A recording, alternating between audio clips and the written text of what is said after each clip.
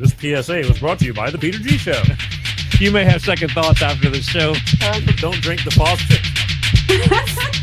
We're really talented. We should get Oscars. Just pick out a car, for Christ's sake. No, my name is Peter. Yeah, I want. Here's good. Yeah. Madam Perry. I need to get back in the genie bottle. Louis from Pennsylvania, you're on. He likes it.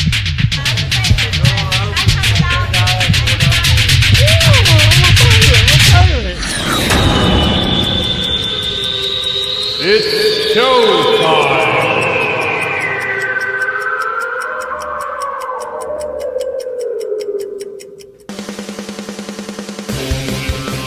Peter G Show, Peter G Show, divorced dad, single dad, divorced dad, single dad, Peter G Show. Go, Peter.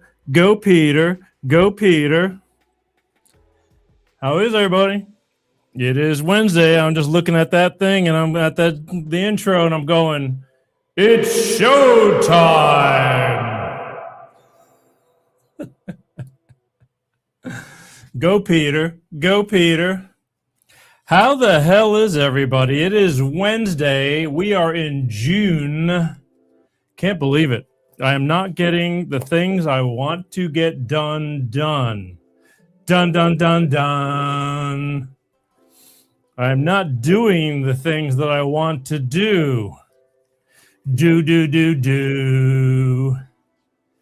But I am grateful. I hope everybody's doing well. I really do. We got here. Let's start with a first runner-up. Good evening, Steve B. Hey, brother. Thank you. It's a wonderful day in the neighborhood. I can say that. Hot.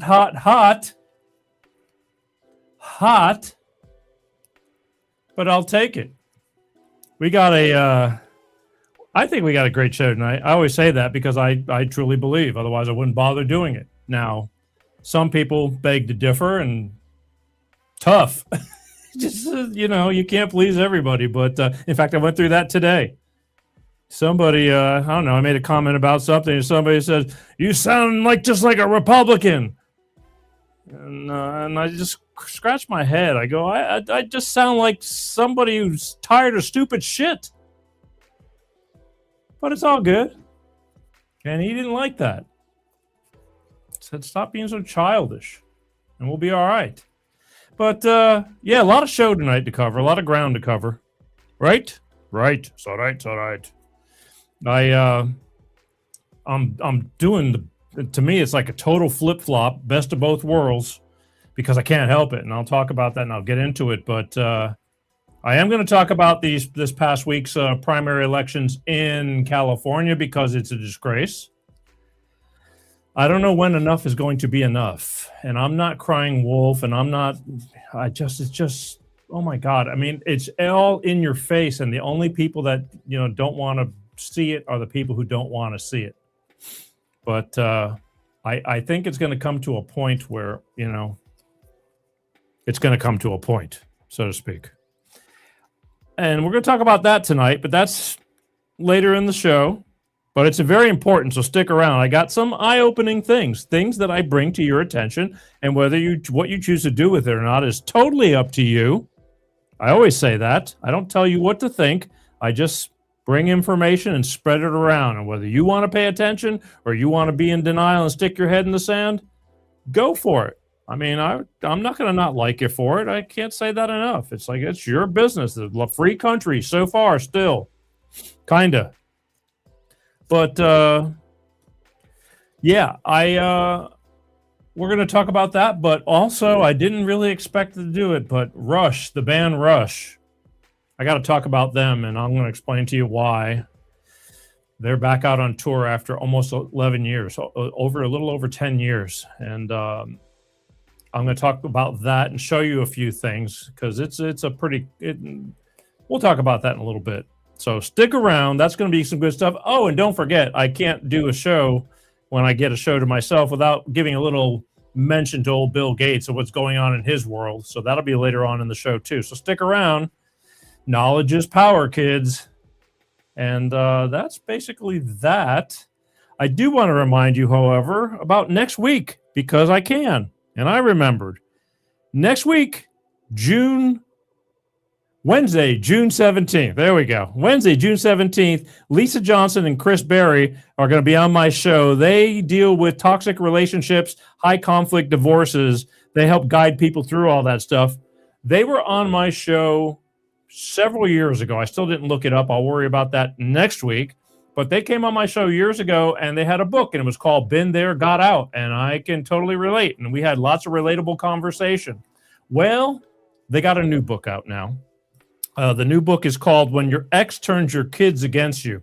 And that struck a nerve because I know how terrible that is and how often it happens. So we're going to have them on the show Wednesday, June 17th. And they're going to talk about their new book and the topics that are in that book, as well as in general, getting through divorce in one piece. And how do they put it? How to stay sane in insane circumstances, and I can attest to that. So we're going to have them on next week. So join me, won't you? It'll be educational and fun-filled with facts, and I mean that. All right. You know what we should do? I know everybody's waiting with bated breath, but I think before I get rolling here, that. What do you say that we get our astrological forecast for the week from Moon Mistress Tarot before I get this show on the road, so that way we're gonna get in the right frame of mind and the right spirit and all that. All right, so don't go nowhere. I'll be back in 1 minute. Welcome, my loves, to this week with the planets of love and abundance are coming together, my loves. So let's see what's going on with your sign and with this energy. We're going to start off with my air signs, and there is the love. New love, exciting, something deeper within your love, something you're falling in love with. But that is from my Aquarius, my Geminis, and my Libras. Ooh, loving this energy. For my water signs, well, I know you're waiting for your money, honey, and here it is. Ten of Pentacles energy. So Pisces, Scorpios, Cancers, enjoy it. Don't spend it all in one place. I'm loving this energy from my fire signs. This is the fire. This is Wheel of Fortune's energy. It's coming fast and furious at you, darling. So enjoy. And this is all Sagittarius, Leos, and Aries. All right, my babies. Finishing up, yes, Two of Cups. This is for all my beautiful earth signs. There's the love, babies. Okay, so for my Capricorns, my Virgos, and my Taurus, it's kicking. Go for it, my darlings. To find out what's going on with your sign this week, moonmistresstarot.com, and enjoy your weekend. Back to you, Peter. Back to me, Peter. Sounds good to me. Right there. To find out more about your astrological journey and your cosmic connection, go to moonmistresstarot.com. Let her do a reading for you and see where your life is at and where you're going. I always like knowing where the hell I'm going. My daughter says I never stop and ask for directions, but I digress. It's all good. But yeah. All right, so I ended up changing a few things around this week again because Sunday night, was it Sunday night? Yeah. I'm working on things for this show. This show takes a lot of time. And so come Sunday, we start working on the following week while still wrapping up the previous week. It's like a combination of old news, new news, and the news is changing continually. That's the problem. It's every day there's more stuff, and I'm going, okay, I know I was saving that from 3 days ago, but that's sounds like it's 3 years old now compared to what I got. So it's this big mess because the current events is just constantly changing so quickly. And so I'm going through some stuff, and as I'm going through looking for some content to replace old news, which was new news only a couple of days ago, but it just starts getting irrelevant because there's so much new stuff, I run into Rush's opening concert. Now, for those of you who, this is going to be a little bit of musical. I'm going to tell you something. When I was growing up as a kid, I grew up on the influences of many bands, learning to play drums. But Rush became one of them, I think probably when I was in 6th grade. I was about 6th grade. Yeah? Something like that, yeah.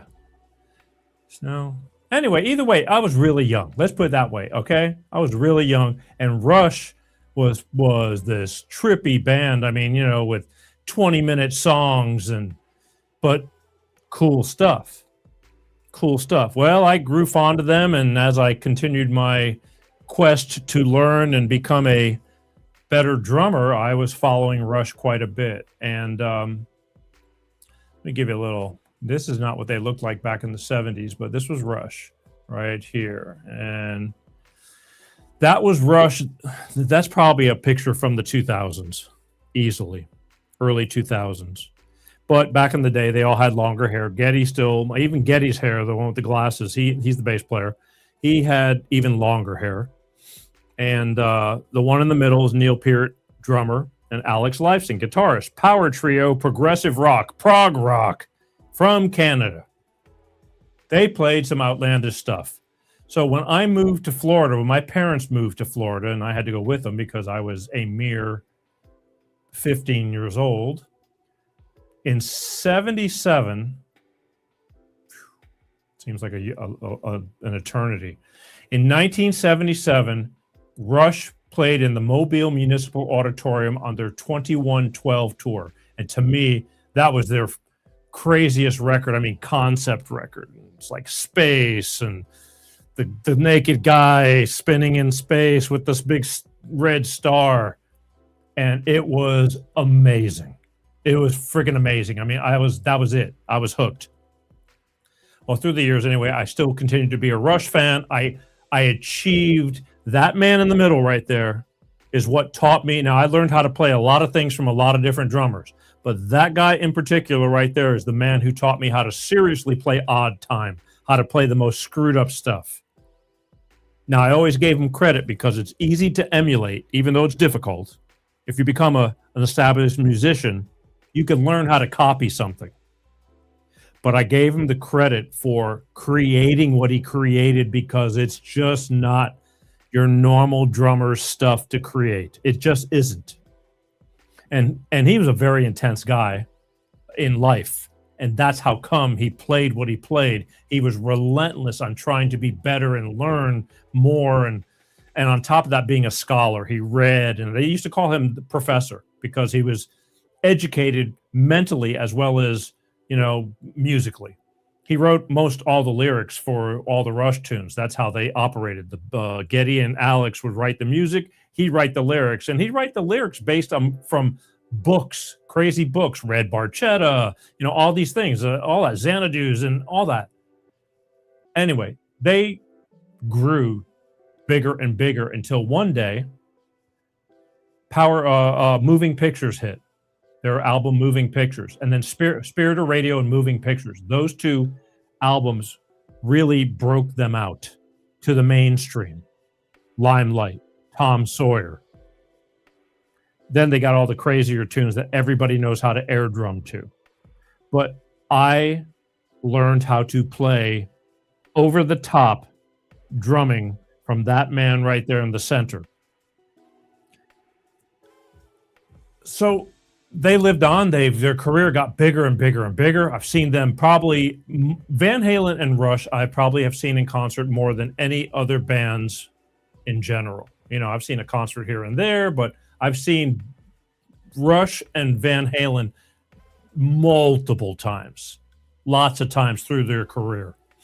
So that was that. Okay, there they were. Well, unfortunately, in 2020, Neil Peart, the drummer and the guy in the middle, retired because he claimed it was just getting too tough. I mean, let's face it; these guys are all in their early 70s. Well, again, I'm getting to the point right here. In 2016, they stopped touring. They played their final show in 2016 at the Los Angeles Forum, and that was it. Good night. Lights went out. Only to find out, in 2020, 4 years later, Neil Peart, the man in the middle, the drummer for Rush, passed away from brain cancer. They kept a great secret because it's hard to keep secrets when you're that high up in the limelight. word gets around. Somebody says, hey, don't tell anybody, but, so-and-so is sick. And then they go, oh, you won't hear nothing from me. And then that same person goes to somebody else and goes, hey, did you hear? So-and-so is sick, but don't tell anybody. So much for keeping a secret. But they did. They kept an amazing secret. And I know that there was people in the outer circle that honored him by keeping that secret a secret. He was a very private guy. He's had a lot of tragedy in his life, an amazing comebacks from his life. He's got some great books, too. If you ever want to read some great, amazing stories, read his books that Neil Peart has put out. And he passed away. That's it. That band right there that we see right there, who's put out amazing music, and I'm telling you, the following has got bigger and bigger. It used to be this joke that it was only, pale young white boys that followed them because, we got in. But after a certain point, a lot of people, everybody, women, children of the people who are following them, who've grown older and seeing the band, following them, which is very common nowadays because there's no good music out there anymore except for the classic bands. So their career, it was it. What do? It's over. So they stopped, and then there was all this talk. I'll come back up here. There was all this talk about, maybe they'll get back to, they'll get another drummer but who do you replace and how do you replace one of the biggest drummers in the entire planet? And he literally was. Now, there's lots of great drummers. Simon Phillips is an octopus. I mean, that man, it blows my mind on the way his approach to drumming. Then you got your other progressive rock drummers from Dream Theater, Tool. These guys are all great. There's lots of great drummers. There's lots of great drummers that could play those Rush parts. Hell, I can play those Rush parts. Maybe not today, but if I would shed it a little, because I don't get to play very much, my brain knows what to do. I still know what to do, but by the time it reaches my hands and feet, it looks back at me and goes, what are you thinking? Go practice and then come back and see me.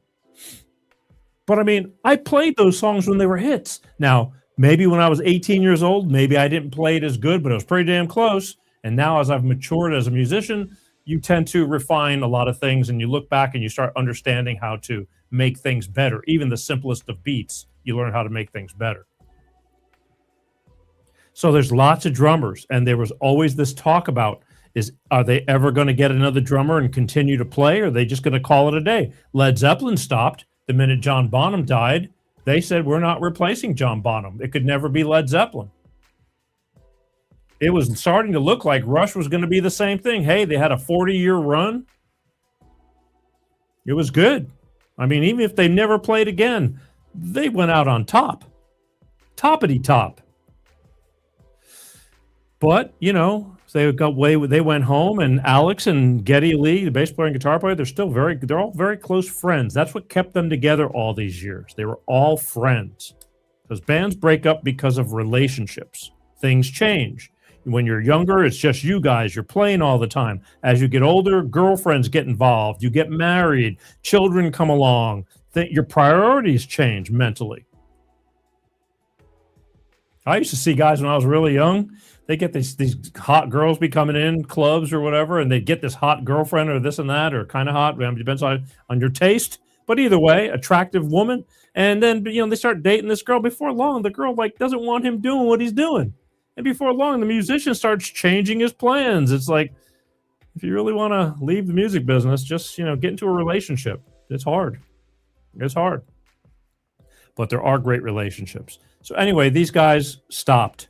And there was always this talk. Now, they came out and played a couple of times with some, like Chad Smith from the Chili Peppers played, a song or two at some benefits, like the Foo Fighters benefit when their drummer died. Things like that. But there's never been talk about who, and I know a lot of these, major drummers were probably thinking, boy, I'd love to have that gig. Why wouldn't you? It's great stuff. But there was never any talk. Then all of a sudden, a couple of years ago, out of the blue, just from left field, they come out and announce that they found a drummer and they really want to go out and play again, and they think that Neil would have wanted it that way, which I can see that. He couldn't help what happened to him, and he's probably with them now. But But the thing was, everybody's thinking mainstream, like all the drummers we know. All these drummers that are in the limelight, the guys who have hung around and played this stuff. Again, in my opinion, anybody who's a good musician can emulate that music. But it's creating it where it was the mirror where I gave them credit. It's like, holy crap, I don't think I'd come up with that stuff.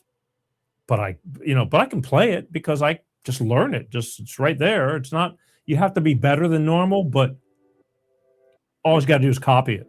You'll get it. So all of a sudden they announced that they've found a drummer. And this is how it turned out right here. They ended up getting a girl drummer. And everybody's going, holy crap, how can they get a girl drummer? And her name is Anika Nilles. And it blew everybody out of the water because it was like nobody saw this coming. Nobody. Because I'm not going to say she's really good for a girl, but let's face it, folks, there's not as many girl musicians out there. And a lot of them that are out there are adequate, but you don't see a whole lot of virtuosos, so to speak. But there's a handful of great girl musicians. There's just not, there's probably 1 in 10, compared to guys. It's just the way it is. I didn't make it up. It's just the way it is. But there are those good girls that are out there. They're out there. But even as much, especially being a drummer, which requires physical, you really a lot more physical. You don't see as many now. Cindy Black from what's his face's band.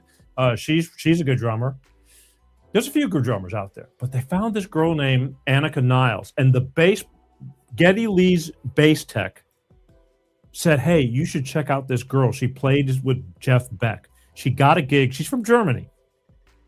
She's got an accent and everything, so it's official." And he says, "You should check her out." And they did. And out of the blue, they're thinking at it from a whole different approach. It's not only about the music. It's like they could have had any drummer in this world to join the band and pay tribute to Neil Peart and play the songs of Rush. And out of all the people, and there's a lot of great drummers out there that could easily sit in that seat and fit, do the part. They chose her. And that just blew my mind. Their mindset, their approach was completely outside the box to what I think most people were thinking. So then right away was the all eyes on the girl. How is the girl going to cut it? She's a girl. She's got big shoes to fill. And she didn't even really know much about Rush. She doesn't know the songs. She knew who Rush was, but she didn't know, she just didn't know.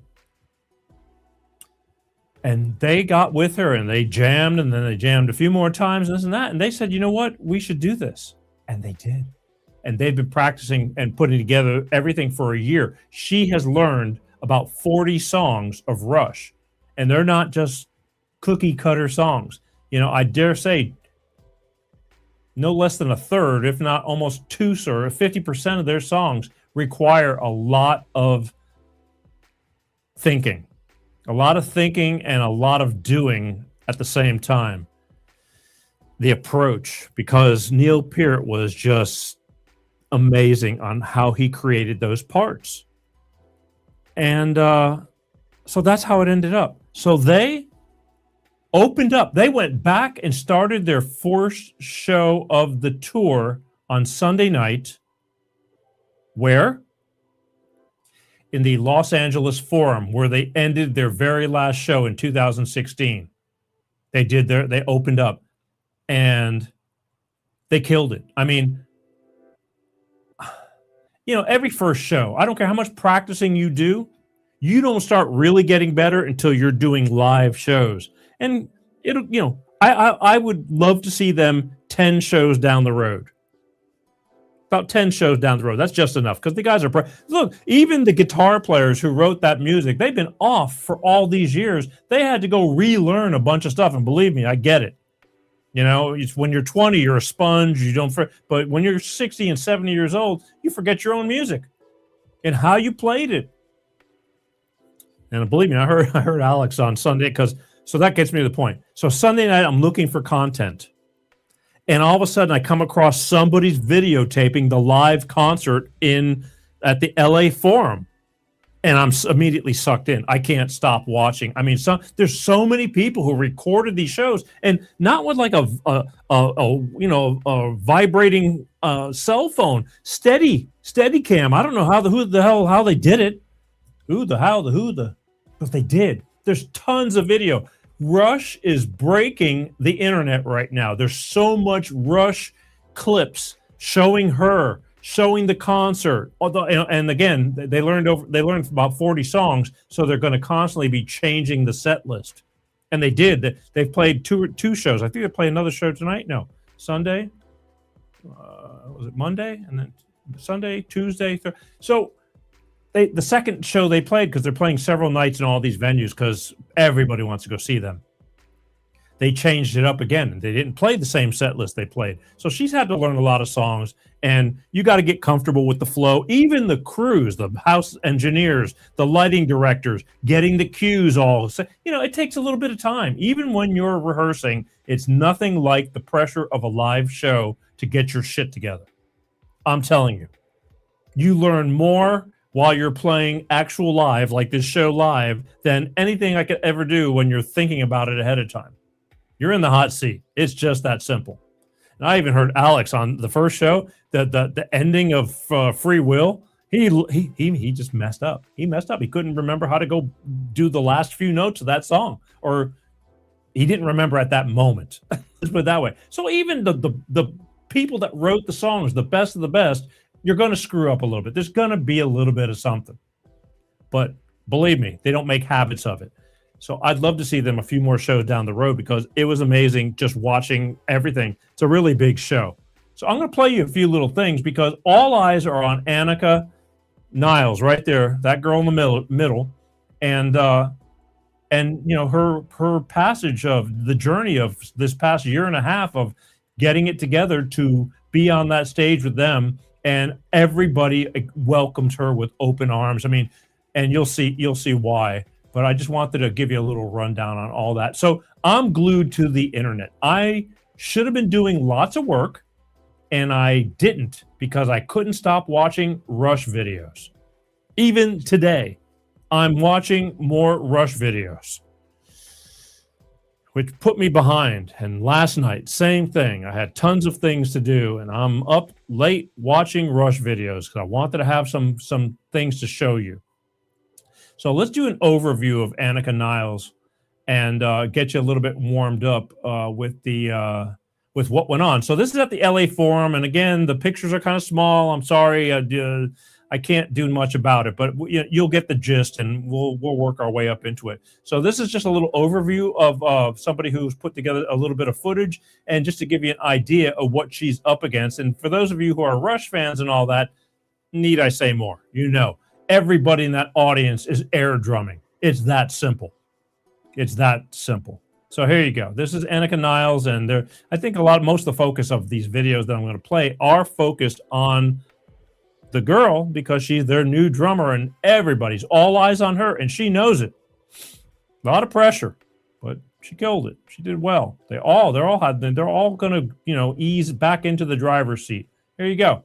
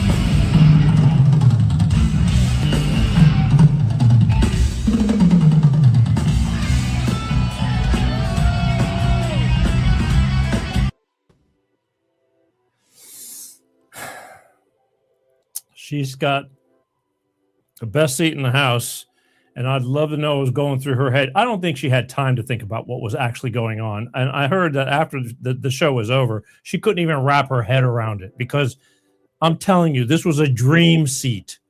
Sadly, because of Neil Peart's passing, but it was the seat that so many people would kill to have, because it was just iconic music. 2112. Anybody remember 2112? Here's a real quick little her just kind of killing some of those parts that everybody air drums to. People that can't play drums in the audience, the whole audience is air drumming.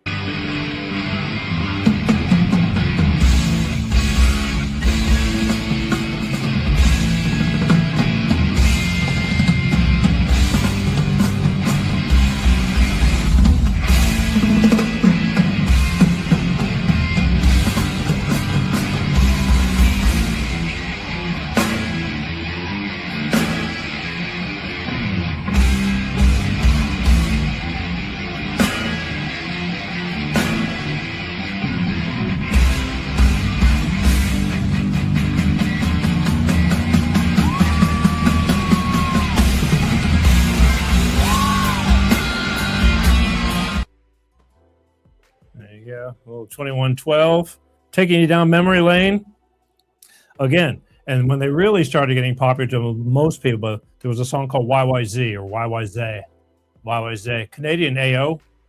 And again, all these classic pieces that everybody's watching like a hawk for her to play. And because they know people that don't know how to play an instrument know every lick that man created. And then there was the YYZ. Where are we with the YYZ? Don't tell me I forgot it. Did I? 2112 overview. I did. Are you kidding me? Wow. Sorry, guys. Okay, so Bytor and the Bytor. This classic. These are early day parts, but you got to know them. Not easy. I remember learning these parts when I was a kid, starting that record over, kept on taking the needle, jumping it back, play it again, do it again, play it again. Can't believe I left out YYZ. What the hell's wrong with me? 1, 2, 3, 4.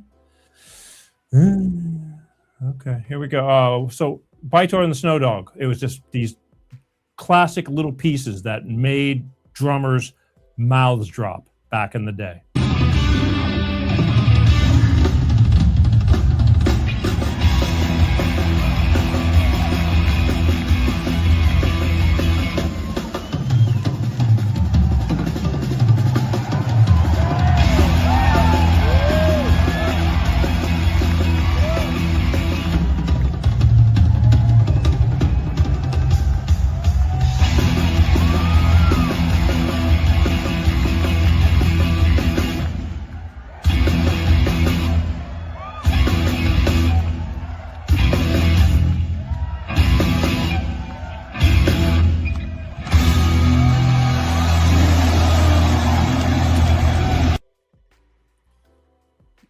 Now, all she had to do is make one little mistake in between all that da, and everybody would have heard it.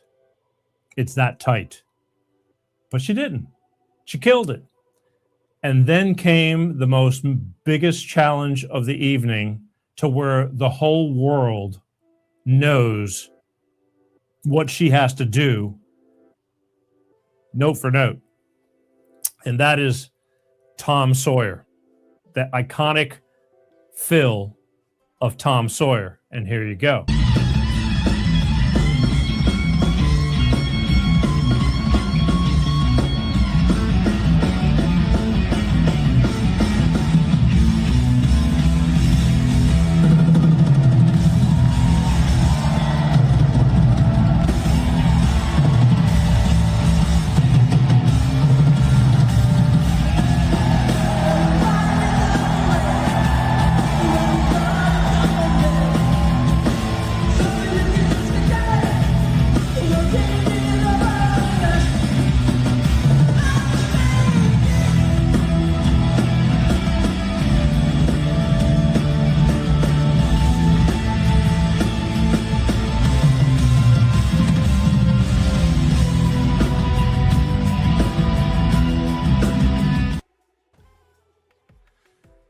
When she did that final run, the whole crowd erupted. I've watched that piece from 15 different angles because there's so many people video recording all this footage from these shows. I've seen it from every angle. And man, once she got through with that little part right there and the crowd went nuts, even in her head, as busy as she was, registered, she did it. I mean, you know, she got it, she pulled it off, not got away with it, but I mean, she's been working hard at it. But the thing is, she just proved to the world she's there to stay. And she even started smiling because a lot of pressure. I dare say right now they're the hottest ticket period for 2026, the rest of 26 and 27. You're not going to get a whole lot of opportunities to see a whole lot more of Rush. These guys, again, they said themselves, they're not spring chickens.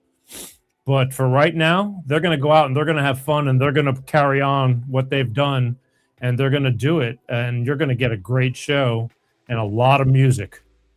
A lot of music if you're lucky enough to get out and be able to see them. This is a wrap-up analogy through a guy named Kevin Savo, and I think rightfully so. I think this kind of wraps it up real well. But I just wanted to play this stuff because hats off to them and Anika for doing what they're doing. I mean, it took a lot of guts. And however they thought, you know, bringing her in was going to be a good idea, they made sure that it was a good idea. And so you got to trust your inner gut because it was definitely, like I said, not what most people were expecting. They thought that, you know, one of the other progressive rock drummers was going to come and do it. But here you go. This is a little wrap up of the whole thing, and I think it explains it very well. This is the most important woman in rock and roll right now.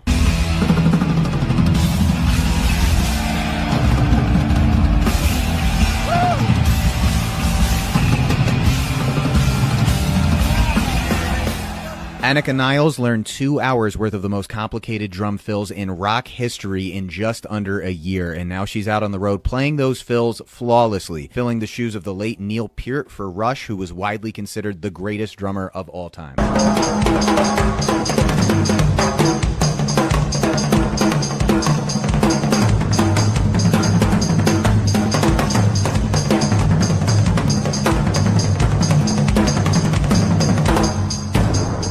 While seeing Rush while Neil Peart was alive was a chance to watch the greatest drummer of all time demonstrate his expertise, Rush now provides the experience of watching a lesser-known female talent step into what you would assume are impossible shoes to fill, watch her fill them, and perform exceptionally in that role.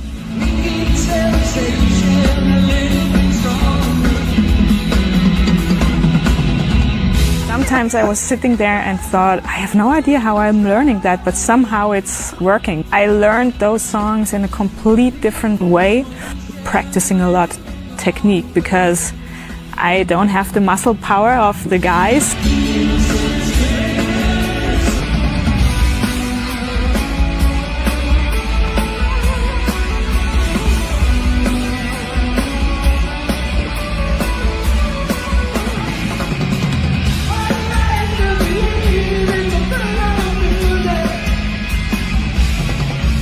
It brings to mind that we have been in a world for some time that expects us to look at an exceptional female talent who can compete in a male-dominated space and say, well, there's nothing really surprising about that. A woman can do anything a man can do. For all the years that our culture has expected us to say that, it's taken so much of the magic out of watching a woman compete in a male-dominated space and perform exceptionally in a way you know no other woman could, making her an exceptional standout talent. You realize how pressuring of an expectation and a task it is for a woman to assume the role of a man who was considered the greatest at what he does. So Rush has created an experience of watching that unfold for the fans to be in awe of what they're experiencing. I can't believe this girl is doing it. A star is born.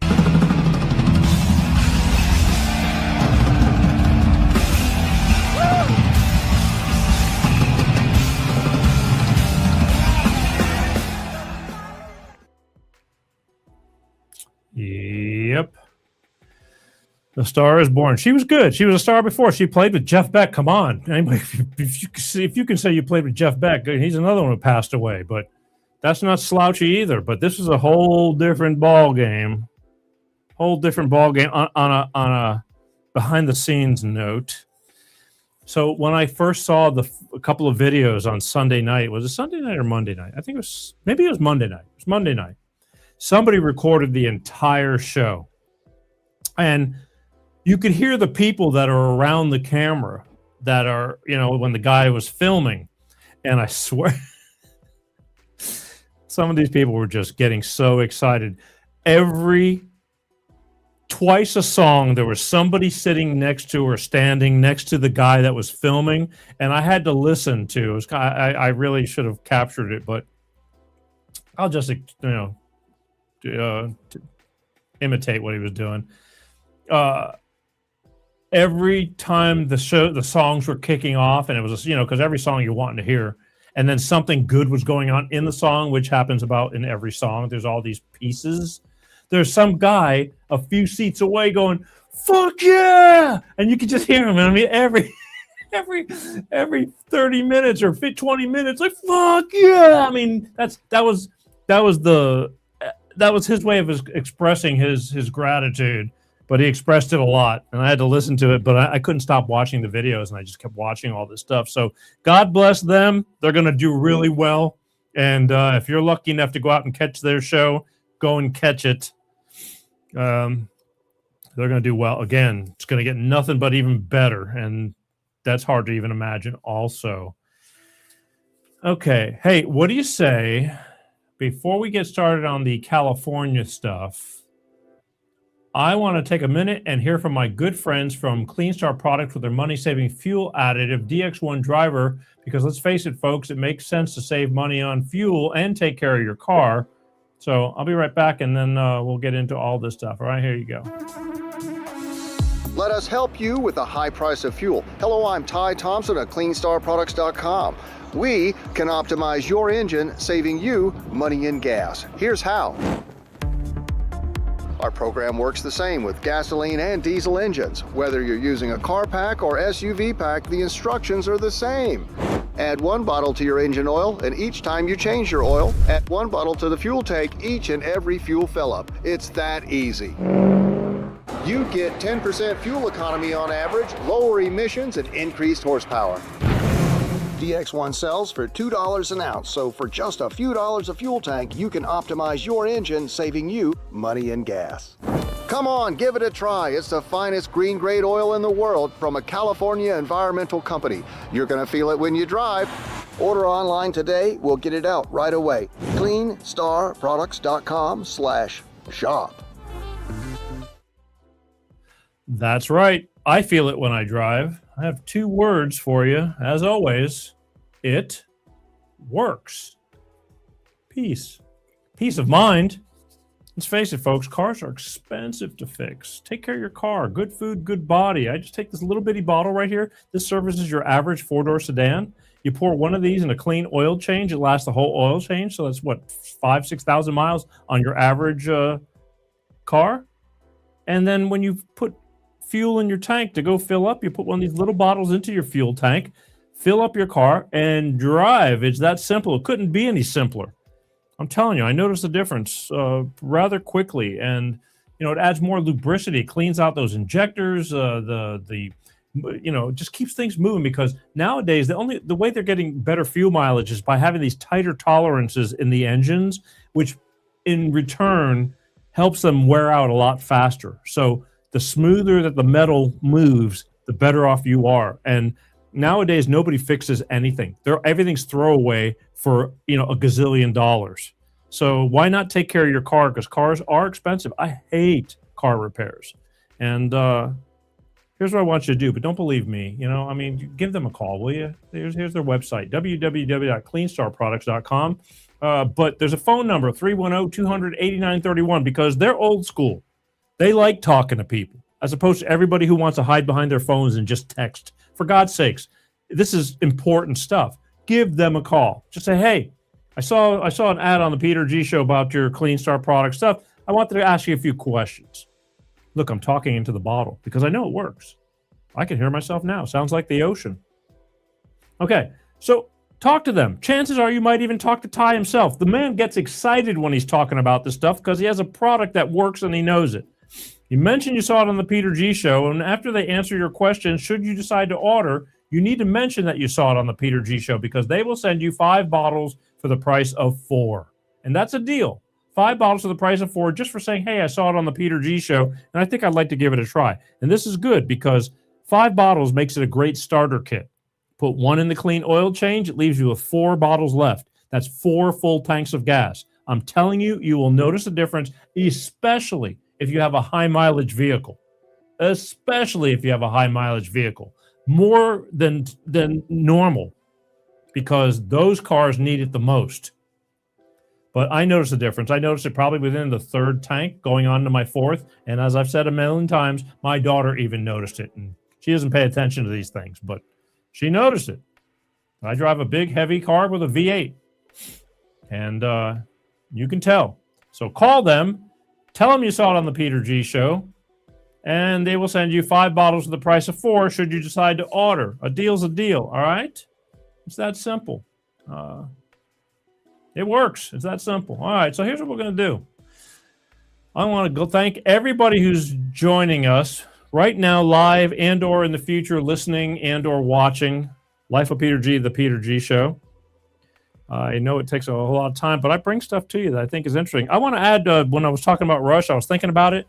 Anika Nilles, that drummer, one of her biggest influences becoming a drummer was from the band Toto. She said that Toto was like one of her biggest influences, and why not? Those guys are the best of the best. You have to be good to be playing with those guys. I know. I know.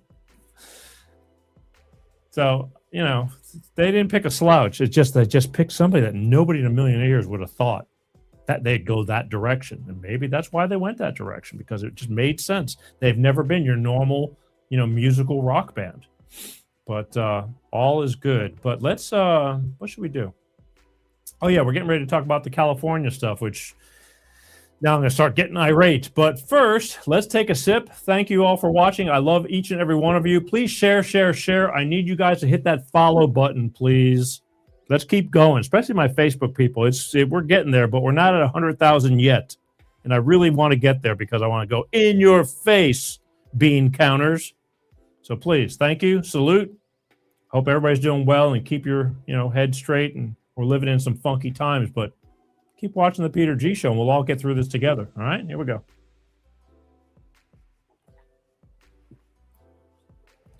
Ooh, tasty. Wow. Smooth. Yes, sir. Isn't that right, butthead? Smooth. He knows what he's talking about. I'm just following his lead. Okay. So California last week had their primary elections especially for the mayor of LA, which Spencer Pratt, I talked about him. They keep labeling this guy as a reality, TV star. And it's just, you can't, that was over 20 years ago. They kept trying to knock him down by saying he was just some bratty guy who was on this reality show and blah, blah, blah. All I can say is bullshit. Yes, he was. But that was over 20 years ago. A lot of things change as you grow older and mature. But he had a house in the Pacific Palisades. It got burned down. His parents' house got burned down. Neighbors of them across the street from them died. Elderly neighbors died in those fires. He's had enough. Plus, LA has turned into a typical shithole over these past few years. I left California as of this year. As most of you know, I'm tired of it. I'm tired of the taxes. I'm getting nothing for it. Beautiful weather. I loved where I lived. But you pay through the nose to be somewhere a little bit better than in all the crap. You just do. It's that simple. It just didn't make sense anymore. I'm not getting my money's worth. Plus the business changed. I'm no longer in the music business. I haven't been in the music business since 2012 when I made that decision to stay home and have every second I could with my daughter because I had 50-50 custody and I wasn't about to give it up. So I made a life-changing decision. No regrets. No regrets. But I stayed in California to make sure to raise her. And it cost me dearly. because it's expensive, at least where we were living, kind of, because life was different before. And I had to maintain that. And the taxes keep going up. And I didn't live in the valley or anything. I moved farther away. As you do better, you kind of either live up in the Hollywood Hills or you move 30, 40 miles away where everything slows down, more space, better quality of life. And it was good. It was good. But taxes keep going up, and you go into the valley. And I mean, again, I had mentioned I had a neighbor who was just like his wife. They moved away too because his wife, she was afraid to take their 2 little kids to walk to the store. You're stepping over homeless people. They've run that city into the ground, and all the money is just getting spent. And okay, we've all talked about this. There's scandals and fraud and all this money, billions and billions and billions, starting with the governor, Gavin Newsom, who's going to be out of office this year. But again, it's going to be a whole nother fight. Are they going to get another freaking creep in there, which is a good possibility, or are we going to make change? So Spencer Pratt wanted to become mayor. He was killing it. He was killing it. But then all of a sudden, the election night comes in. Everything's looking good. Do I have those? Let me see if this is it. So at an election night, this is what it was looking like. Mayor Karen Bass, which she's a, the proof is in the pudding. She spent most of her life going to Cuba following Fidel Castro. And then Spencer Pratt's following behind her. And Nithya Raman, this person who is a councilwoman of the Valley, and nobody knows anything about her except that she's a Democratic Democratic socialist. She's really even worse than Karen Bass because she doesn't even know anything and she's doing a lot of damage. She's done nothing for the Valley. And she's running for mayor. So we figured she doesn't stand a chance. It's going to be between Karen Bass and Spencer Pratt. That's what we thought. Until election night is over. Because in California, they can't count the votes within 24 hours. They got to take 2 weeks, which is where all the fraud starts. This is what happened on the 2020 elections. Never in my life growing up did I ever seen that they shut down for the night. And we'll come back tomorrow and we'll count some more. It's been a long day. Baloney. It's election night. You finish the votes 3, 4 in the morning, whatever, until it's, undeniable which way it's going. Well, through the course of all last week, before you know it, Spencer Pratt starting to fall behind, and Nithya Raman, this woman who nobody knows, nobody cares about, through mail-in ballots is getting higher and higher until all of a sudden they call it and they go, Nithya Raman beat Spencer Pratt. As I said on the promo, Stevie Wonder, Ray Charles, and Helen Keller can see something's fishy because nobody voted that much for her. But they'll do whatever they got to do because cheating is pretty normal because they don't want to give up, those seats because California has been mostly a Democratic state in the cities. Outside of California is mostly red. It's those condensed cities that are all blue. The sheep and money. It's all money laundering, all the above. That's how they run everything. But they managed to weasel him out. And I'm telling you, they're going to look into it. They have to. If they don't, it's like shame on the United States. Because it's so blatantly obvious. We all see this, except for the ones who are in denial, who are hardcore Democrats. Even though they're not, I don't mind Democrats. I tell you what I don't like. Democratic socialists. I know what direction that's going to go. New York's going that way. California's been on its way, but this could be the ultimate kick in the teeth. So we're going to talk about a couple of things here. Because it's blatantly obvious. They're doing it right in front of our faces, and everybody's going, oh, that's terrible. And then they go, well, gotta go pick up the kids from this or that, and just moving on. And I'm just blown away by this whole thing. This is a video of Gavin Newsom pretty much hinting before the election that they're never going to let the Republicans win or anybody else. And even if they have to use some tactics that they know that they have, and he doesn't want to mention it, but basically what he wants to say is he says they're going to win no matter what. So what does that mean when you say no matter what? I mean, what does that mean? So here, check this out. Do y'all remember what Gavin Newsom said a few days ago about what would happen if Republicans ended up being in the lead in the California primary election? We all have agencies. We can shape the future. There's still a lot of, look, I've said this before, so I'll repeat it. I don't anticipate this need to be the case, but there is a break the glass scenario. And there's many people that have a deep understanding of what it would look like if Democrats were locked out. And we're going to do everything to make sure that doesn't happen. I'll leave it at that. What do you mean there is a break the glass scenario in case Republicans are ahead at the time of the final count, or that those that are in the know what you're talking about? It couldn't possibly be that you flew in a bunch of ballots via helicopter in the middle of the night, or that random people are just dropping off hundreds of ballots at a time, or that yesterday Karen Bass managed to get about 10,000 votes and she is in the lead, and Nithya Raman, who is in a distant third place, managed to get nearly 9,000 votes, yet Spencer Pratt, who is in second place, only got less than 6,000 votes in a 12-hour period.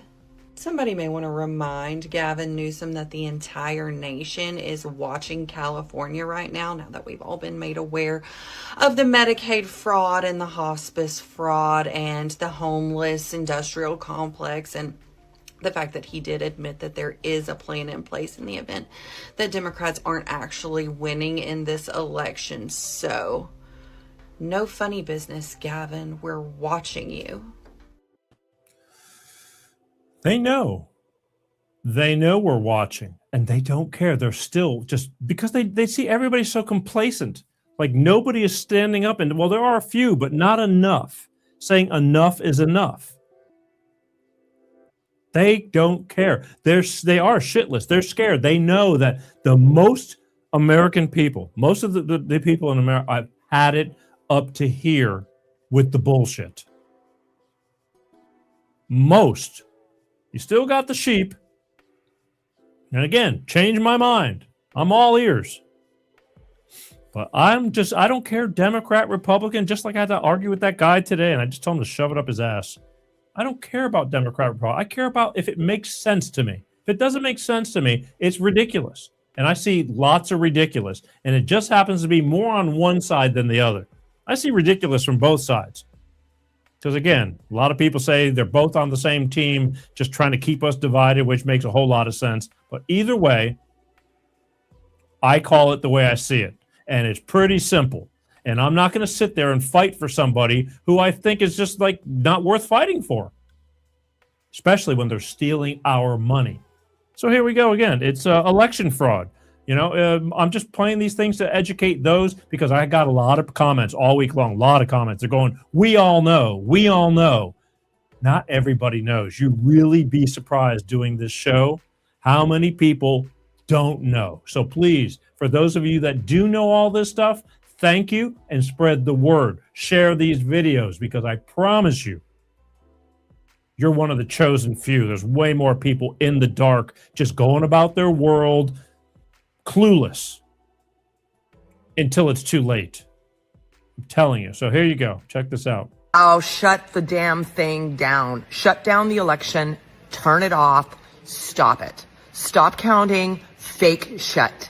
There are 20 million ballots mailed out in California. 20 million with only 9 million voters. They can pick whoever they want to win, and that is what they are doing. And it is not illegal. Because we changed the rules in the middle of the race, okay? First we had a horse race, and now we have a cheetah race. Cheaters, cheaters, cheaters.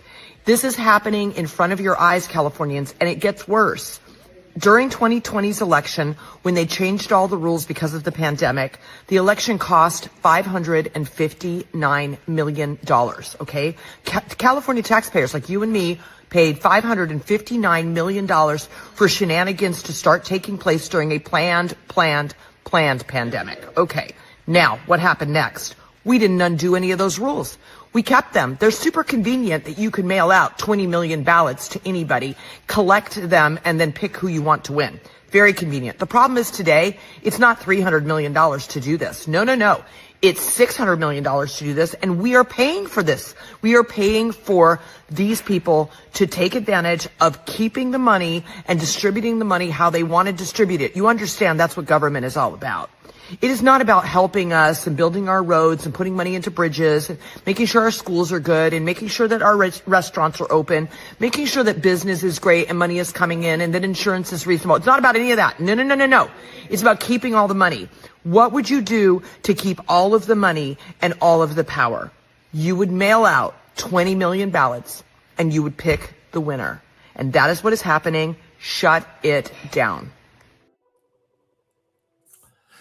She is right. That's part of it. But on top of it, they are making their own rules too. Just changing the rules.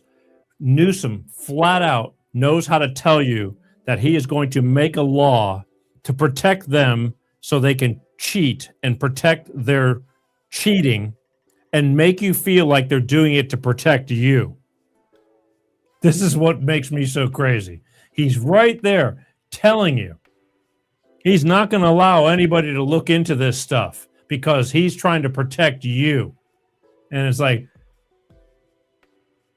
the man's got balls of steel because nobody's bought. Well, I'm going to take that back. There's people buying into this stuff. Nobody listens. A lot of people are listening though, but it's ridiculous. But here, just listen to him. There you go. In effect immediately upon my signature, number one. So in many ways, it addresses some of the anxieties around next Tuesday's election. The bill follows a months-long dispute involving Bianco, who seized more than 650,000 ballots during a 2025 special election while investigating alleged vote count discrepancies in Riverside County. How corrupt are we going to allow a governor and a legislature to be that they are now passing laws to stop people from finding fraud, to stop people from investigating election fraud? This is the most crazy thing I have ever seen. Bianco also questioned what he described as a discrepancy between ballots submitted and votes counted. Why would he not want those ballots counted? Why would not any rational person want those ballots counted to make sure that there is no election fraud? Because that's a major discrepancy. 46,000 votes discrepancy is massive. According to the new California law, which is effective immediately, violators could face a $1,000 fine and up to 3 years in prison for knowingly taking custody of ballots or election materials without authorization.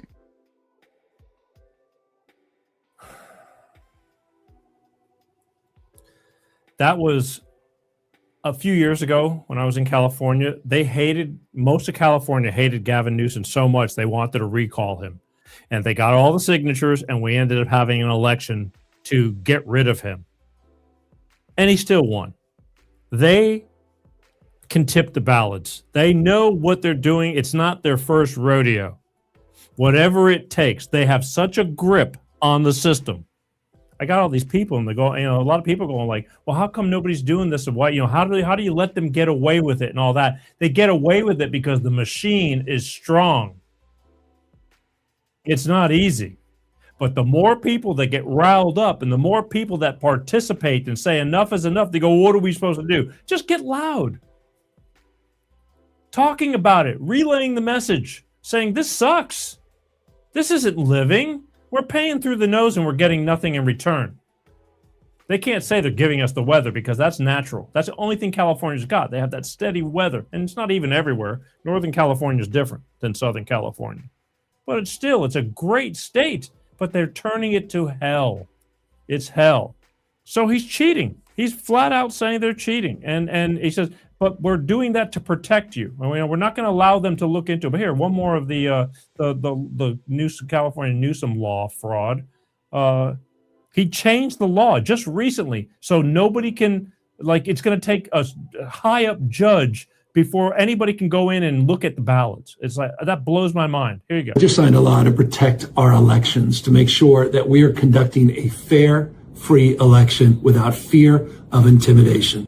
A lady at the Shell gas station told me that we need to get this governor out because what he's not doing is protecting our elections. Here's how. Number one, the bill that he just signed prohibits law enforcement from accessing voter rolls, voter lists, and voter technology without the, quote, authorization of a court. Now, mind you, these courts are filled with liberal judges, so they're not going to give authorization to law enforcement even if there is fraud. Now, if we have law enforcement seizing ballots because they suspect fraud, we're talking about a crime with fines plus up to 3 years in prison. This is absurd. Number 3 is that if there are uniformed or armed personnel at the polling stations in an attempt to keep the polling stations safe, the Secretary of State or the Attorney General could override that presence, even if local officials determine that it's truly needed. And finally, and probably most grotesque, is the fact that vote-by-mail observers will not be able to challenge any differences between a signature that's on a ballot and a signature on voter registration records for a given person. So how can we verify that the person who is claiming to have voted is the same as the person who the ballot was intended for if we're now going to make that illegal? Not only this, but because of the ballot curing process and the fact that we have vote by mail en masse here in California, Newsmax is reporting that it may take weeks to tally up the votes from this primary and figure out certain winners and losers. That's just insane. It is insane. Very insane. And again, if you're running an election which he claims there's no problem with it, why would you have a problem with anybody going through and looking at your stuff? It's like, what do you have to hide? It's just like, if you're not lying, what would be the problem? But they won't let you. And they try to make it sound like they're protecting your, you, the people.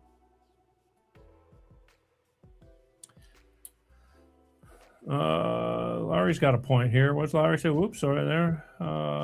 Larry says voting tallies should be instantaneous. In most states, they are, Larry. I mean, are pretty close to it. Again, but when you're cheating, see what happens is every night people start losing more and more interest and paying less and less attention as the night goes by, and the next day, and the next day, and the next day, and they just start sliding in more stuff because people are losing interest. The first day, everybody's paying attention, and then it just becomes, you're on to the next thing. Life is busy, so that's how they do it, and they're going to get busted. I can't imagine that this is just going to get let go. There's going to come a point where justice is slow, but I think it's coming. But here's again on Spencer Pratt. They pushed him out. It's mathematically impossible for what happened to him to happen.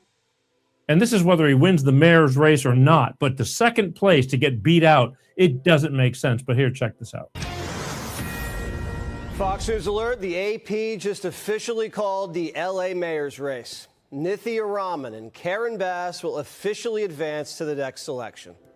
So Spencer Pratt is out after initially coming in second place. U.S. Attorney Bill Asaley sounded the alarm on what California accepts as voter ID. Quote, while allowing first-time voters to register using forms of ID like gym membership cards, employer ID cards, credit or debit cards, prescription drug labels, and insurance cards. This is permitted when a voter fails to provide a Social Security number or driver's license at registration. Asaley says the state's stonewalling a federal audit. For the last year, Harmeet and I have been demanding California hand over its voter rolls for an audit. We believe the rolls are dirty. We have many examples of people voting who should not have voted. California has refused. They're stonewalling, claiming that it would be a violation of their state privacy laws to hand over the data to the federal government. I mean, it's just a completely ludicrous argument. I mean, they're saying things like Social Security numbers would be a violation of state privacy laws to hand over. We issue the Social Security numbers. It's the federal government issues those. The good news, the governor's race is finally settling in. Hilton's holding steady in second place with 76% of the vote counted. No matter the outcome, California's process is slow, stupid, and frustrating. And they do it on purpose. They could be Florida and give us the winner by bedtime. That is correct. Could be Florida, but it's not, because Florida doesn't have to cheat.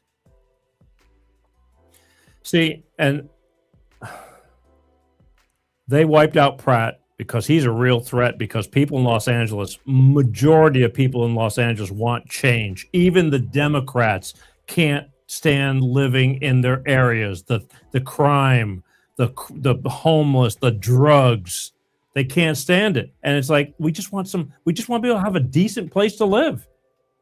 He would have really given Karen Bass a run for her money, even with all her supporters that she pays out, the unions and all that, the kickbacks. So they got rid of him, and they made Nithya Raman total worthless. They spiked her up. Let's see where that goes, because it can go one of two ways. I figured they were going to get Pratt out, and then they got Nithya Raman going up against Karen Bass. She could never beat Karen Bass, but I might be wrong, and we'll tell you that in a minute. But the thing was, now we go to the governor. Steve Hilton has managed to stay in second place to go up against the other Democrat. That's, he's a smooth talker. But I figure now that they got rid of Pratt, so they cheated on that one, so then they're going to work their little magic when it comes to who's going to win for the governor's race. It's going to be a tough one, because there's a lot of hell-bent Democrat till you die voters. There really is. But there's also a lot of people that have really had enough. There really is.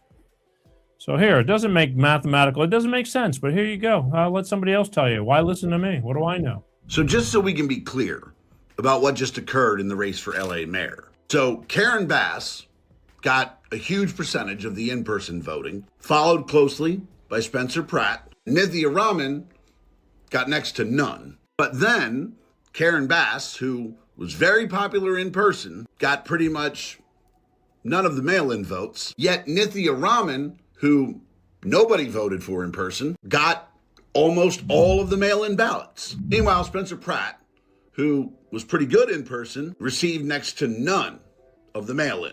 So if we're going to believe that, you have to believe that Karen Bass is really only popular with people who vote in person and has almost no support from people that mail in their ballots. We'd also have to believe that Nithya Raman, nobody who votes in person gives a shit about her. However, almost everyone who mails in their ballot loves her.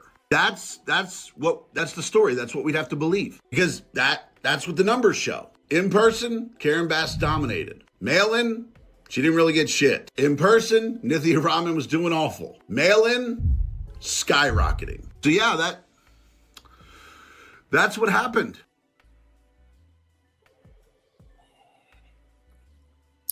That's what happened. Whether it's real or not remains to be seen. They're going to get to the bottom of this. Now, I mentioned to you, there's another theory, and this, I didn't think about this, and I pray to God I am wrong, but we'll find out. I mean, if it ever comes to terms that Nithya Raman Noodle wins the mayoral election, what this gentleman's talking about is going to be 100% correct, because it's impossible. Nobody knew who this person is. And when you do find out who she is and find out what she's about, she's shittier than Karen Bass. She's more of a know-nothing than Karen Bass. Way more nothing.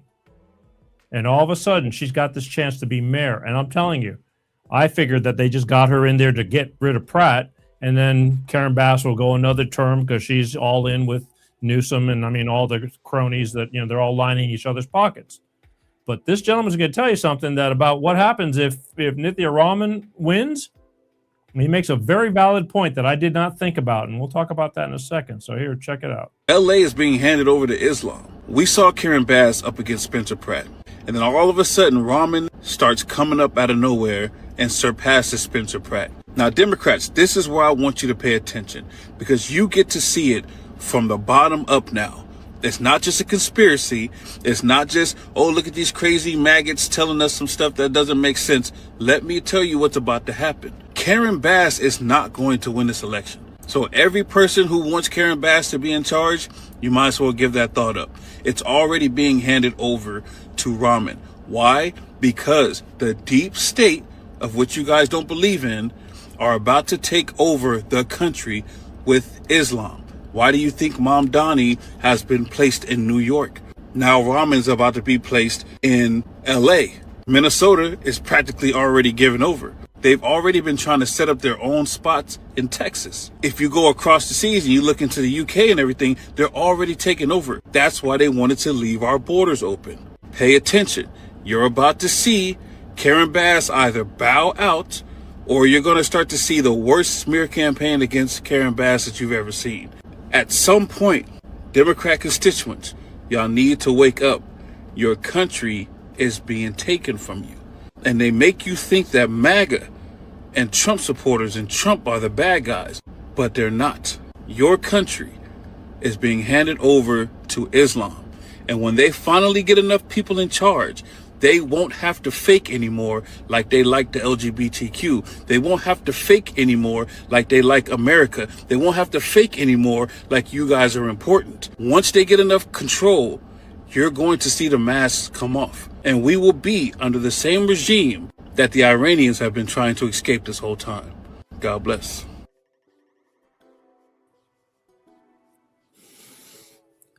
That, my friends, is a very, very scary thought. And I didn't think about that, but it's very possible because it is going on. I mean, we're getting infiltrated and everybody's asleep. Nobody's taking it serious. Not everybody. People are taking it serious, but not enough. It's going to be until it's too late and you're going to wake up one day and it's going to hit you right slap in the face. I dare say that if that time ever really comes, I mean, the big cities are one thing, but I don't know. I know people that are ammoed up will never let that happen. It'll be another 1776. But does it really need to get to where it's that bad, to where we have to get to that extreme? It'll be beyond anything you can imagine. I pray to God that never happens and we can straighten this out. But they're hell-bent to ruin this country, to get us all into, new world, one world order, or whatever you want to call it.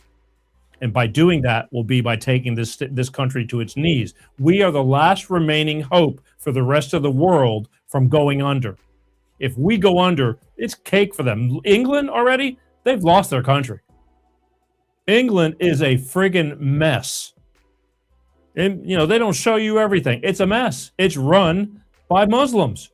Now, they're getting into office, and then they bring their friends in, and before you know it, it's all whatever. And what are you going to do? They're in charge now, kind of, until the people say enough is enough, and you stand up for your rights, and you know what I'm talking about.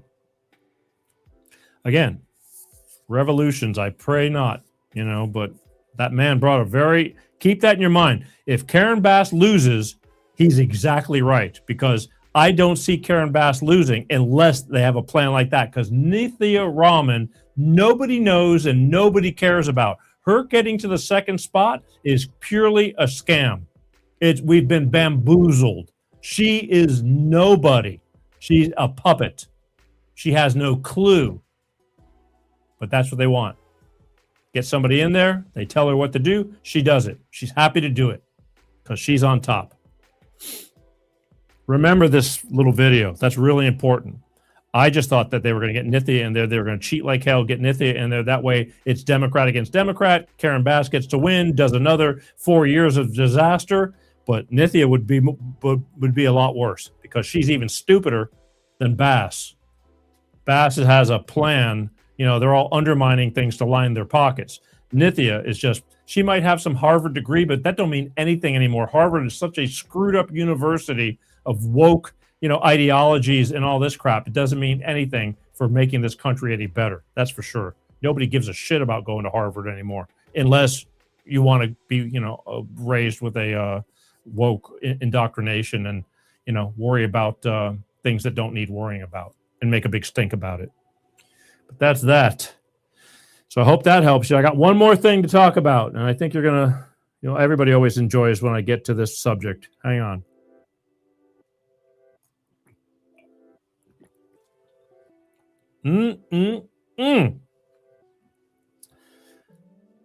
These topics make me thirsty.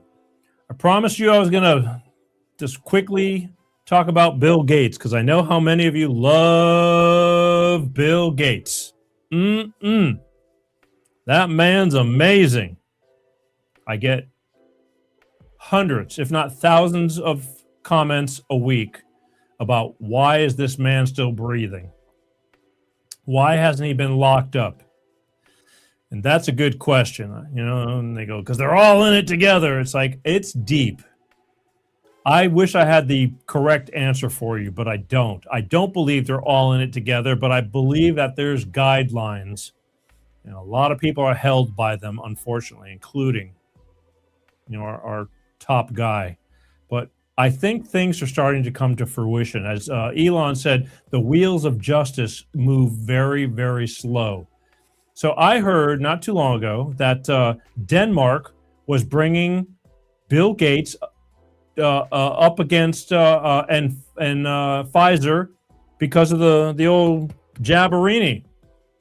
They're not happy about it, and they brought him into court. And I don't know if he showed up or he's supposed to show up, but they're suing him.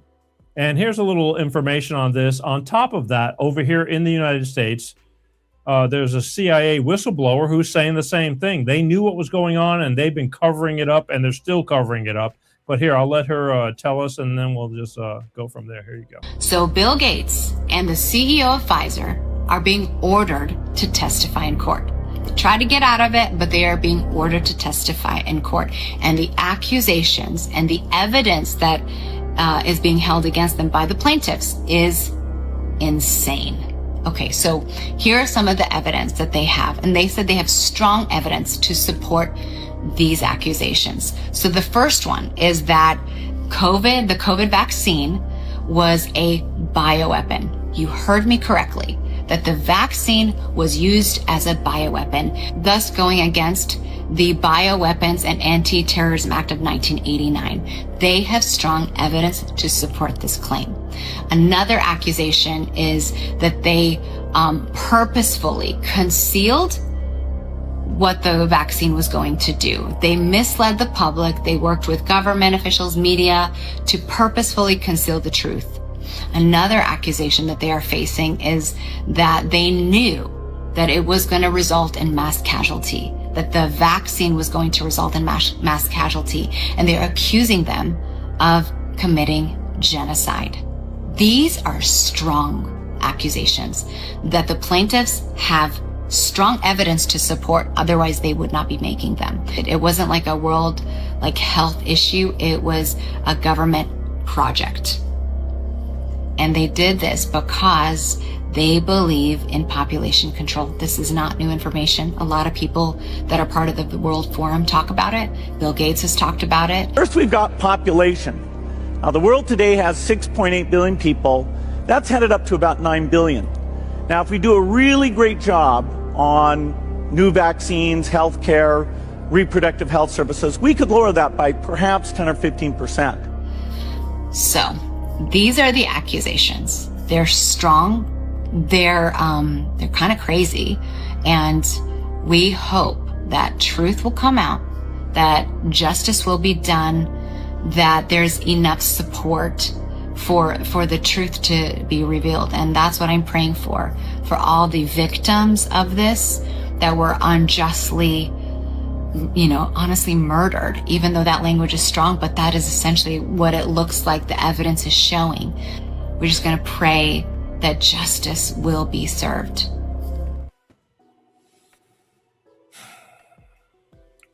Lots of us have known this for years. We've all known this. Whoops. Hey, come back here, you. We've all known this. But it's, again, we're dealing with, we're fighting City Hall. It's like, the people knew this. They go, why haven't we done anything about it? It's like easier said than done when you're fighting this monster. The deep state, they're just all in cahoots, protecting each other. It was all done purposefully, with no consideration towards the population. In fact, it was done because of the population. and to try to get us all in order. They were trying to get everybody to lock down, conform, see how many rules you'll follow, scare the living shit out of you, keep you locked down and tell you you need to do this, it's for your own good. You need to do that, it's for your own good, until they get you to where you're totally dependent on what they tell you to do for your own good. And now, hopefully it's going to come out. I've been seeing some things on the United States with that CIA whistleblower talking about how they've been covering things up. Denmark is all over their ass. They're demanding that they show up in court because they've had enough of this crap. They've never been in agreement with what went down in the first place. So maybe if we're lucky, not sure. Again, you're fighting a huge entity, and they protect each other. Bill Gates. Again, I get so many comments on him, so I keep bringing him up because although there's many, many evil people in this world, he's one of the ones that's just baffling. Baffling.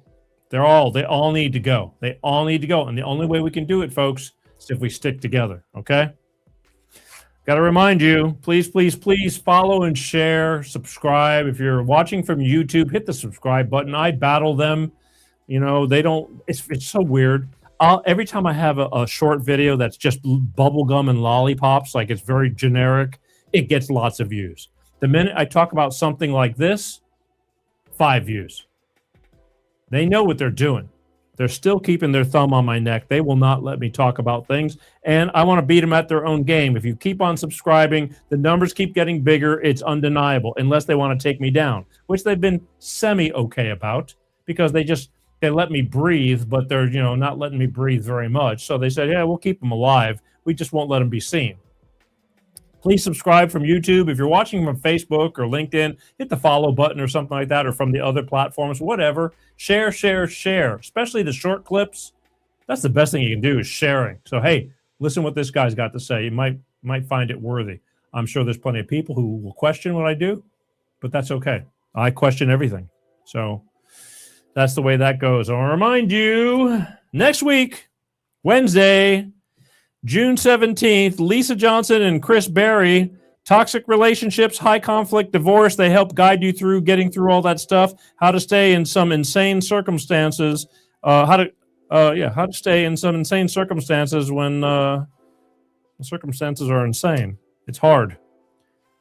They wrote a book. This book was from the last time they were on. This was a few years ago. It's called Been There, Got Out. Now they have a new book entitled When Your Ex Turns Your Kids Against You. And to me, you could do no worse than something like that.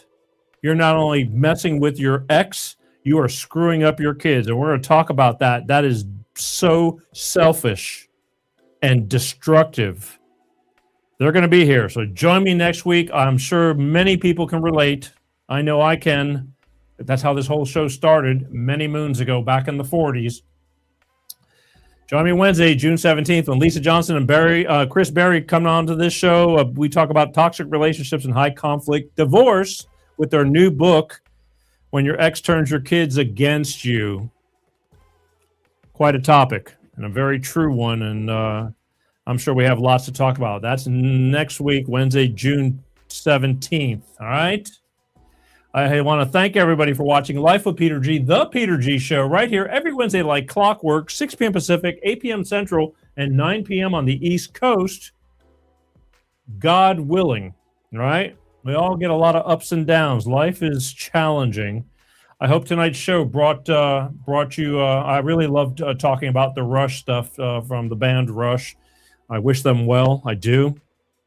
God knows how much I've learned from that band. I mean, as a musician growing up as a kid and an adult. And even all this talk about California, like I said, this is things that's going on in other places too. And if you don't watch yourself, it's going to be everywhere. So you have to put your foot down and you have to finally say enough's enough. I'm aware. I'm tired of watching you think you're getting away with this stuff. Believe me, the more noise we make, they'll calm down. They don't like when the natives get restless. Keep saying that, but I don't know if I'm getting my point across, all right? That's it. What else we got going on? Lastly, as always, life is way up on 11 lately. Everybody's wound up. Lots of stuff going on, and tensions are high. We're arguing with our friends over nonsense because they want it that way. It's easier for them to control you if you don't have a group of people who believe in the same thing. They want everybody broken up. They don't want the family, a united family. They want everybody independent so they can manipulate, especially the younger ones. And they're doing a damn good job on it. You see all these kids. They're just so screwed up in the head. Again, where's the parenting? Either way, a lot of things going on. Try to be patient. If you get into something with somebody and they're snapping at you, don't just snap right back. Take a breath. Think about it first. Easier said than done. Take a breath before you speak, because you don't know what they're going through, how twisted up their head is, how much the struggle is going on in their world. Just try to be patient, all right?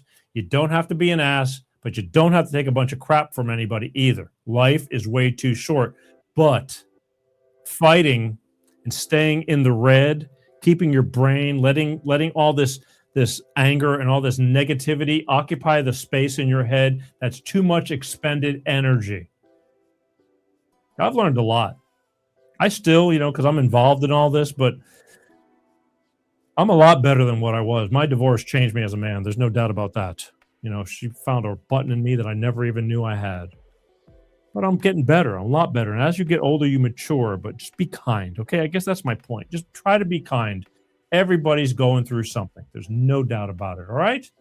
Again, share, follow, subscribe, all the above. If you like what I'm doing, please do me that favor. That's all I ask. Share, follow.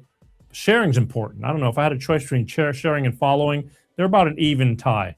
I like the numbers, seeing the numbers grow, especially on Facebook. Make sure you go to the official Peter G Show page and follow. And don't forget, if you're busy, go to the audio podcast. You can listen to this show without having to watch it. You don't have to see this all day.